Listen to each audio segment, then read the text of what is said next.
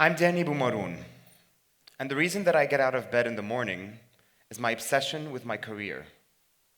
In the past 2 months, I've done music for 2 feature films, advertisements, bands, a game, a documentary, a web series, and children's songs. And I've done voiceovers.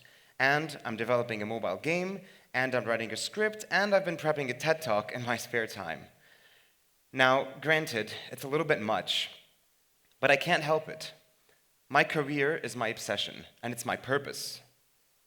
So, how can someone like me possibly accept a world where there is no work? A couple years ago, I read an article about an artificial intelligence that drives, then another that edits videos, then another that does surgery, and another that writes its own code.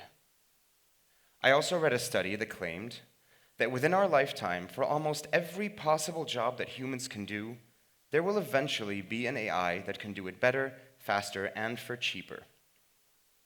I was skeptical at first, to say the least. Wasn't this alarm raised before? When the Industrial Revolution began, people said the same thing, that machines are going to replace human jobs and there will be no work left for humans. But that didn't happen. So this time really isn't that different. Except that I kept hearing the opposite, because the machines of the Industrial Revolution are nothing like the ones that are currently being put into practice. There is an AI that is discovering new medical treatments. Discovering. How can a machine that people programmed make a scientific discovery? Because we don't teach it things. We teach it how to learn.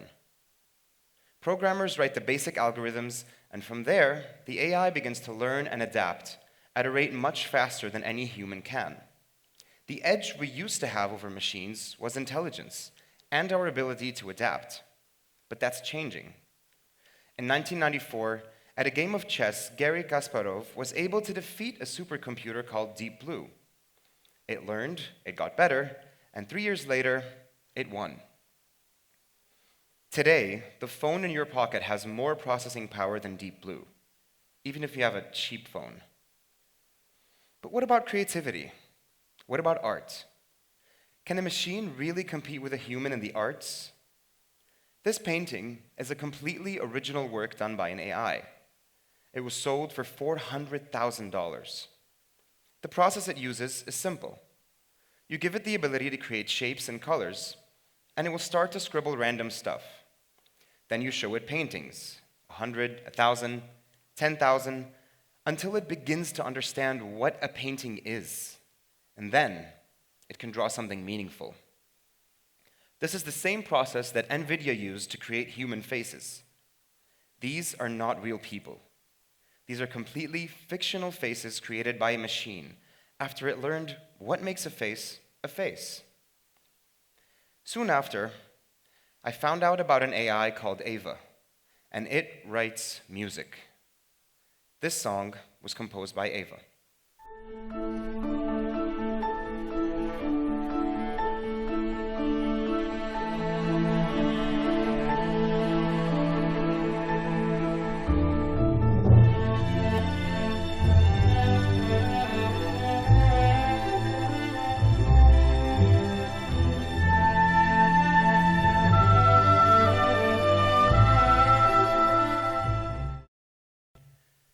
Humans playing music that was written by a machine.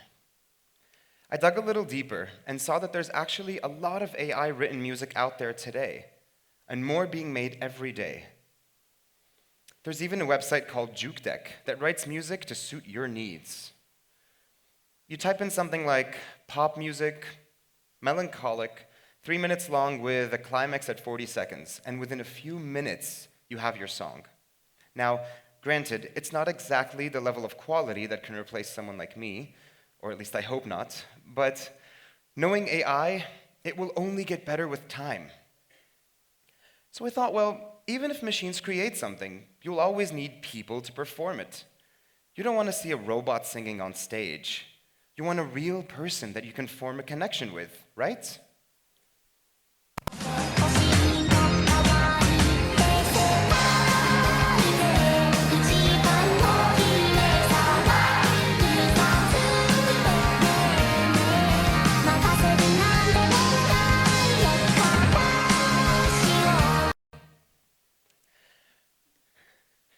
a machine playing music that was written by humans. Her name is Hatsune Miku, and she's a famous Japanese pop star, programmed to sing and dance for your entertainment. After a few months of research and talking to some AI developers at companies, I started to become convinced that this might actually happen, that almost every job might very well get replaced in the next few decades. I felt like I was in a room that is slowly being filled with lava, and I'm running out of places to stand. A society where no one works?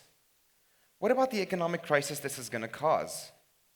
Well, there are some solutions being proposed, one of which is a system called Universal Basic Income, also known as UBI. UBI was the major topic of conversation at the World Economic Forum in 2017, and it proposes the following: that every individual would receive a fixed, unconditional amount with no strings attached. Finland, Canada, and many other governments are already trying UBI on small groups of the population. While some people like Bill Gates are very skeptical about it, others like Elon Musk believe that UBI is one of the best solutions to deal with the economic crisis that AI will cause. Now, whether or not that is the future that awaits us, I want you to imagine that you live in this world. Robots do everything for you. You get paid enough to live a decent life, but you have no job and you have no career. What makes you wake up in the morning and get out of bed? Do you watch series all day? Play games? Travel the world, maybe? Personally, I'd be on planes for at least a year. But then what? That's just not enough for me. I feel like I can only find true purpose in my career. After all, we identify ourselves with what we do. Hi, I'm Danny, and I'm a musician. What do you do? Even if we hate our jobs, we still find ourselves saying, I'm the guy that does that for a living. So I hit a dead end. If I can't work, what's my purpose? That's when I realized that there are a lot of members of our society today who don't have a career, and yet they do feel fulfilled.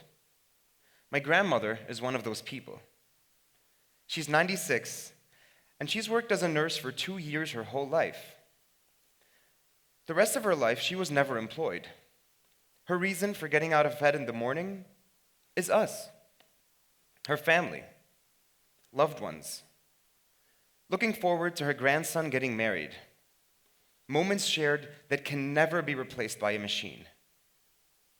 Another example of people in our society who are worklessly fulfilled are men and women who volunteer. The sense of being needed by someone gives us fulfillment, the act of serving others, showing them that you as a human can relate to their pain. Another group of people who find purpose do it through prayer. Whether they have a job or not, the most fulfillment they get is when they have a spiritual experience. And finally, children. Children don't have careers. So does that mean that the first couple decades of their lives lack meaning? What drives them forward is their imagination and their thirst for knowledge. And I think the society of the future will have plenty of room for humans to learn and to dream. So if one day you find yourself without a job, whether it's because of AI or for any other reason, it's important to remember that your sense of purpose can lie beyond your career. Thank you.